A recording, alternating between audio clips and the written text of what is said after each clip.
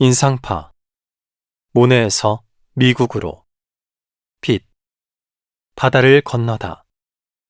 2024년은 인상주의라는 용어가 시작된 지 150주년이 되는 해였습니다. 이 기념비적인 해를 기점 삼아 인상주의가 미술사에 끼친 영향을 다시 한번 깊이 생각하고 연구할 수 있는 좋은 기회가 되었습니다.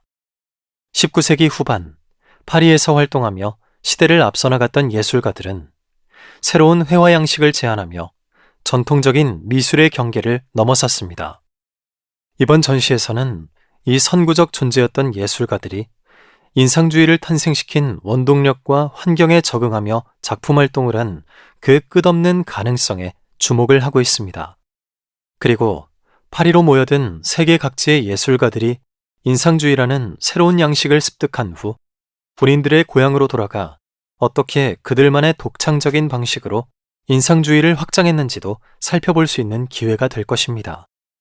또한 클로드 모네, 피에르 오귀스트 르누아르, 카미우 피사로, 메리 카사트, 차일드 하삼, 막스 슬레포크트를 포함한 30여 명의 예술가들의 작품을 통해 프랑스뿐만 아니라 전 세계를 매료시킨 인상주의의 매력을 볼 수 있습니다. 이 전시의 작품 소장처인 우스터 미술관은 설립 초기부터 인상주의를 수용했던 선구적 기관입니다. 특히 프랑스 및 미국 인상주의 회화로 구성된 소장품은 미술관의 정체성을 확립하는 핵심적인 요소입니다. 오랜 세월 관람객들에게 강렬한 감동을 선사해왔던 우스터 미술관의 인상파 소장품을 이제 한국에서 만날 수 있게 되었습니다. 클로드 모네의 지베르니 연못에서부터 그랜드 캐니언의 웅장한 자연경관에 이르기까지 인상주의 화가들이 포착한 다양한 주제와 풍경을 감상하는 뜻깊은 시간을 가져보시길 바랍니다. 나르시스 비르질 디아즈 드 라 페냐, 보헤미안의 하강, 1884년경.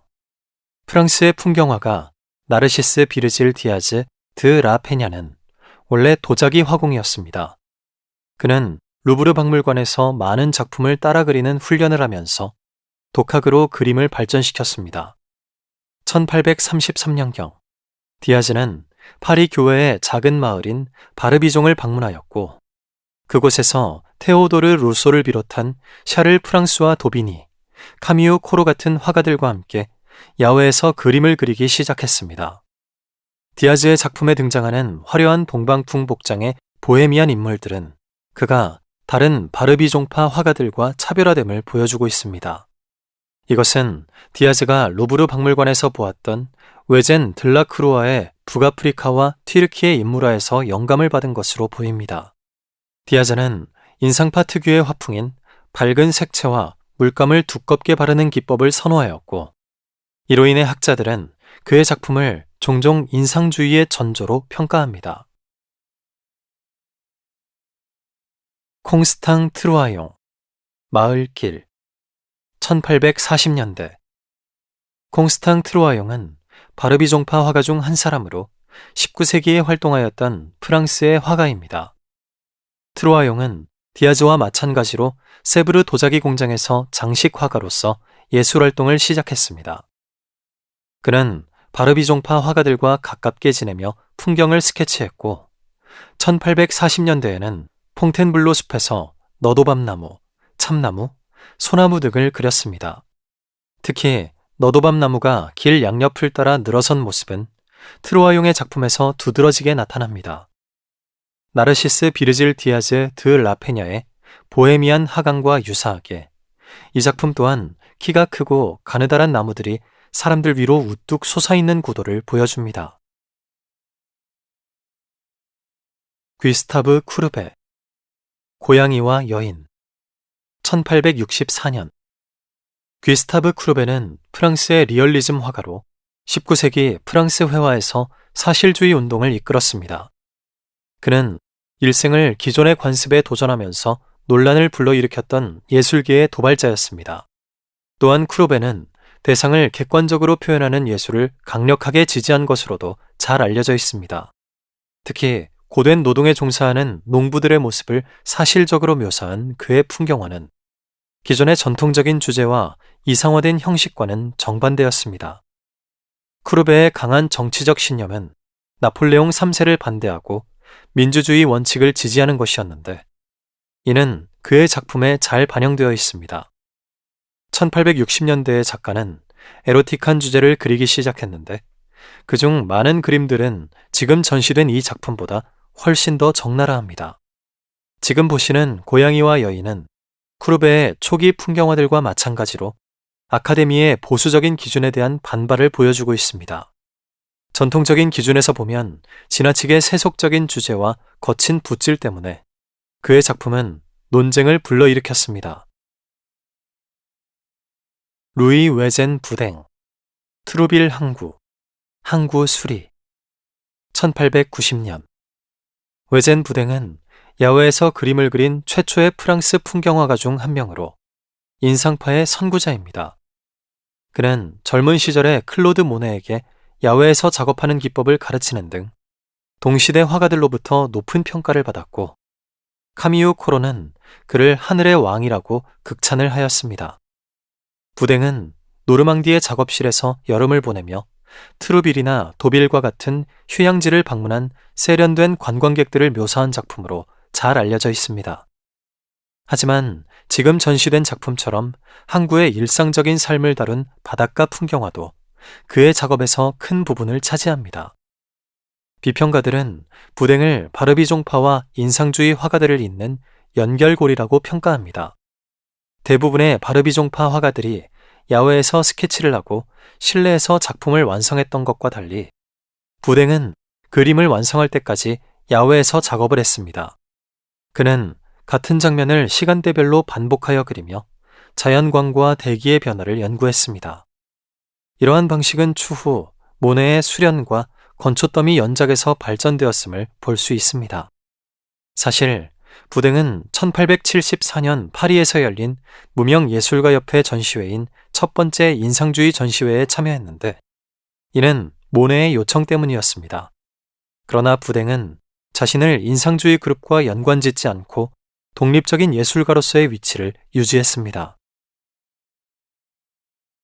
알프레드 시슬레, 빨래터. 1876년. 알프레드 시슬레는 영국인이지만 프랑스에서 활동한 인상주의 풍경화가입니다.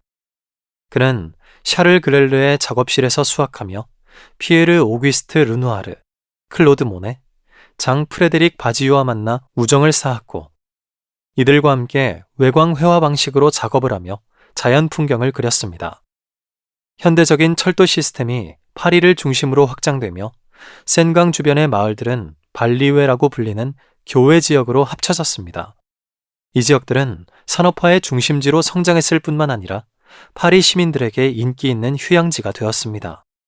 발리웨는 호텔, 카페, 강가의 보트하우스 같은 현대적인 편의시설을 갖추어 여가를 보내려는 도시 사람들의 발길을 끌었습니다.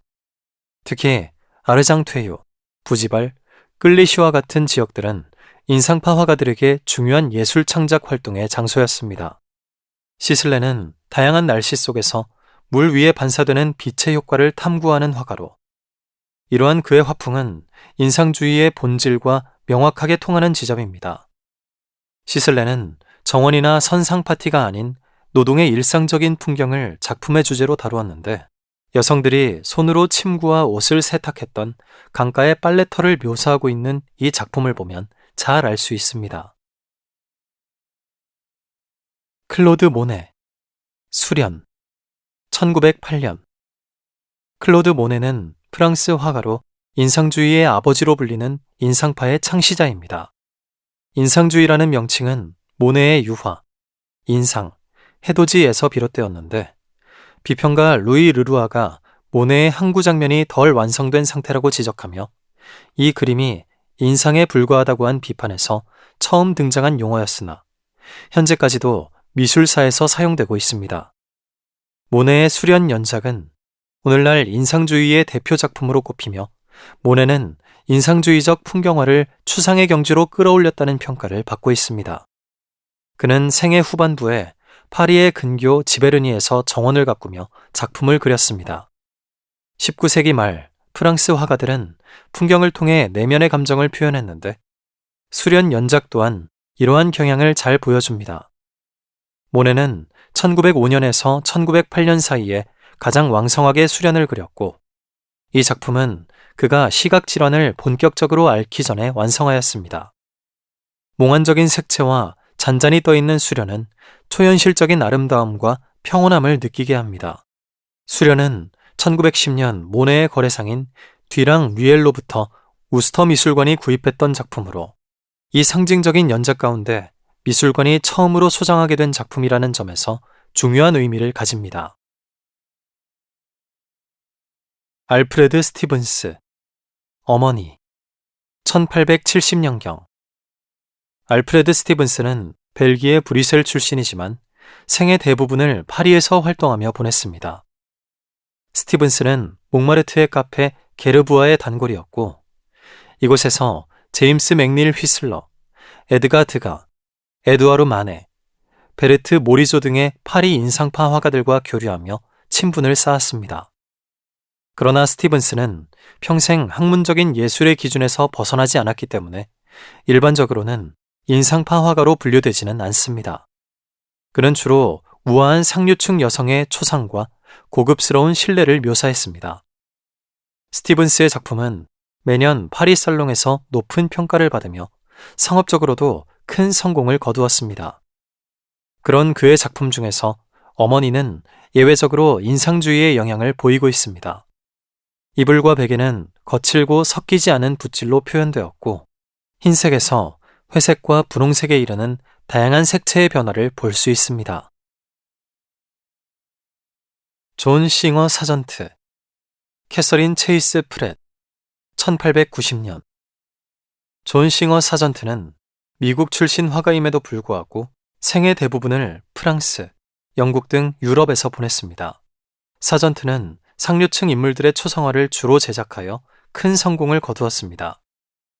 1890년 6월 우스터 지역을 방문했던 사전트는 이미 작가로서 유명했기 때문에 초상화 의뢰를 많이 받고 있었습니다. 지금 보시는 작품의 여성 모델의 아버지 프레데리크 프렛은 1908년부터 17년까지 우스터 미술관의 임시관장을 역임했었고 존 싱어 사전트와 가까운 사이였습니다. 작가가 꽃을 배경으로 구상했던 첫 번째 초상화는 의뢰인의 기대에 못 미쳤습니다. 결국 사전트는 형식적이고 전통적인 초상화를 새로 제작해야만 했습니다. 작가는 즉흥적이고 직관적인 화풍을 사용하여 넓은 색면과 패턴화된 붓질을 통해 꽃잎과 옷의 주름을 표현했습니다. 조셉 H. 그린우드, 사과밭, 1903년.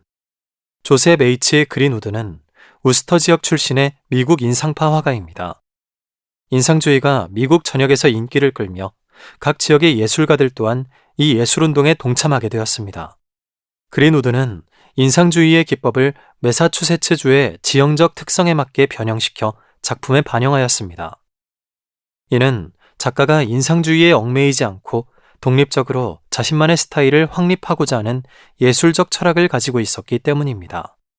지금 보시는 사과밭에서는 빛의 반짝임, 밝은 색채, 부드럽고 흐릿한 붓질을 통해 봄을 탁월하게 표현했습니다. 차일드 하삼, 애플도어의 실프 바위, 1907년. 차일드 하삼은 미국의 인상주의 화가로 미국의 도시와 해안을 주로 그렸습니다. 하삼은 외딴 섬들로 이루어진 쇼얼스 제도에서 여름을 보냈는데 이 섬들 중 가장 큰 섬인 애플도어 섬은 문학과 예술계의 엘리트들 사이에서 유명한 휴양지였습니다. 하삼은 동일한 장소일지라도 결코 같은 모습일 수 없다는 생각으로 여러 차례 자연 풍경을 연구하고 그렸습니다. 이러한 연작 작업 방식은 모네의 수련에서도 볼 수 있습니다. 애플도어의 실프 바위에서 보이는 바위 주변으로 몰아치는 물살은 관람객으로 하여금 상상력과 감수성을 불러일으킵니다. 에드먼드 찰스 타벨, 1898년. 미국의 인상주의 화가 에드먼드 찰스 타벨은 보스턴 미술관 대학교에서 학생들에게 프랑스 인상주의를 지역적으로 변형하여 전파시켰고 그의 영향을 받은 제자들은 타벨파를 형성했습니다. 빛과 풍부한 색감에 둔 초점, 전통적인 모델링, 세부적인 묘사 등이 그 특징입니다. 타벨은 17세기 네덜란드 실내화와 스페인식 키아로스쿠로 기법, 즉 강렬한 명암 대비에 큰 영향을 받았습니다. 이 작품에서는 블라인드 틈새로 비치는 햇빛을 활용해 부분적으로 누드 상태인 모델의 몸 위에 빛과 그림자가 어우러지게 표현했습니다. 피츠버그 제6회 국제미술전에서 3등 상을 수상한 이 작품은 미국 회화의 걸작으로 평가받고 있습니다. 폴 세잔, 카드놀이하는 사람들 습작 1890년에서 1892년 폴 세잔은 19세기 후반 활동한 프랑스를 대표하는 화가로 현대 미술의 아버지라고도 불립니다. 세잔은 인상주의 전시회에 2차례나 참여했지만 인상주의에 갇혀서 작품을 그리지만은 않았습니다. 구조적 붓질, 견고하고 각진 공간, 그리고 기하학적인 구성으로 인해 그는 입체파의 기초를 마련한 화가로도 자주 언급됩니다.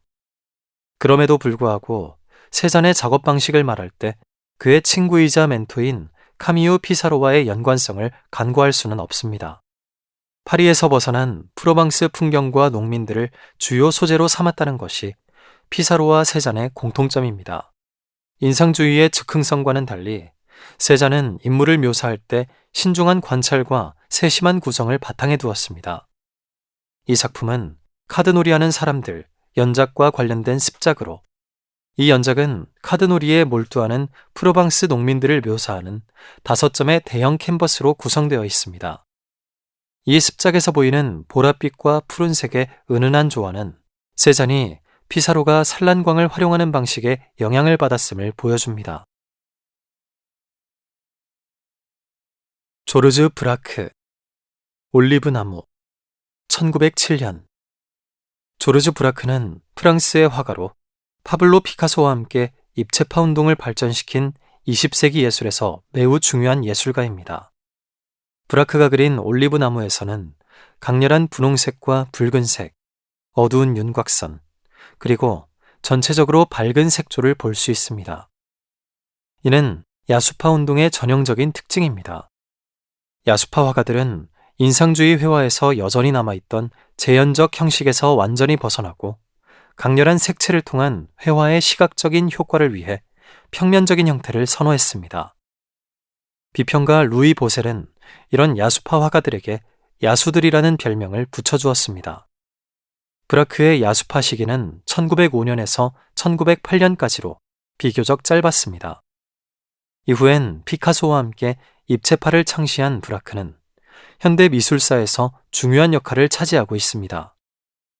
브라크는 프랑스 남부 마르세유 인근 마을을 방문했을 때 올리브 나무를 그렸습니다. 이 작품은 브라크의 야수파 시기를 대표하는 작품입니다. 작가의 작업 초기 특징인 강렬한 색채를 잘 사용한 것을 볼 수 있습니다. 로비스 코린트, 거울 앞에서 1912년 독일 자연주의 화가 로비스 코린트는 동료 막스 슬레포크트와 함께 독일에서 프랑스 인상주의를 옹호했던 대표적인 화가였습니다. 초기의 코린트는 뮌헨 분리파의 일원이었습니다. 그러나 1900년에 베를린 분리파의 전시회에 참여하면서 베를린으로 활동지를 옮겼습니다. 하지만 1911년 12월 코린트는 뇌졸중으로 인한 만성적 손떨림 증상 때문에 신체가 쇠약해졌습니다. 이로 인하여 정신적 충격까지 겪게 된 코린트는 작품의 주제를 이전보다 느슨하고 표현주의적인 방식으로 접근하게 되었습니다. 거울 앞에서는 작가의 뇌졸중 발병 이후 1년 만에 제작된 작품으로 코린트의 새로운 화풍을 전형적으로 보여줍니다. 강렬한 색채와 붓질에서는 표현주의에 몰입한 코린트 특유의 에너지가 엿보입니다. 표현주의는 외부에서 영감을 찾기보다는 내면에서 끌어올린 감정적인 충동을 원동력으로 작품 활동을 한 예술운동입니다. 조지 이네스, 숲속 웅덩이 1892년. 조지 이네스는 19세기 후반 미국에서 활동한 미국의 풍경화가입니다. 말년의 이네스는 눈에 보이는 것이 아닌 신성에 관심을 가지기 시작했습니다. 그리고 그는 풍경화를 통해서 영적 형이상학을 시각적으로 표현하려고 하였습니다. 스웨덴의 신비주의자인 에마누엘 스베덴보리의 신봉자였던 이네스는 천상의 세계가 물질 세계 안에 존재하며 오직 깨우침을 얻은 자만이 그 너머를 볼 수 있다고 믿었습니다. 특히 숲속 웅덩이는 눈에 보이지 않는 영적인 부분을 실험적으로 표현한 작품입니다. 얇고 투명하게 칠해진 물감은 비물적인 세계를 직접 목격하는 듯한 생생한 느낌을 전달하기 위한 작가의 전략이었습니다. 이 작품은 인간이 인식하는 환영적이고 일시적인 현실과 신비롭고 영원한 신성이라는 두 세계를 동시에 묘사하고 있습니다. 피에르 오귀스트 르누아르, 아랍 여인. 1882년. 피에르 오귀스트 르누아르는 프랑스의 대표적인 인상주의 화가로 여성을 묘사하는 데 특출했을 뿐만 아니라 풍경화에도 뛰어난 표현력을 선보였습니다.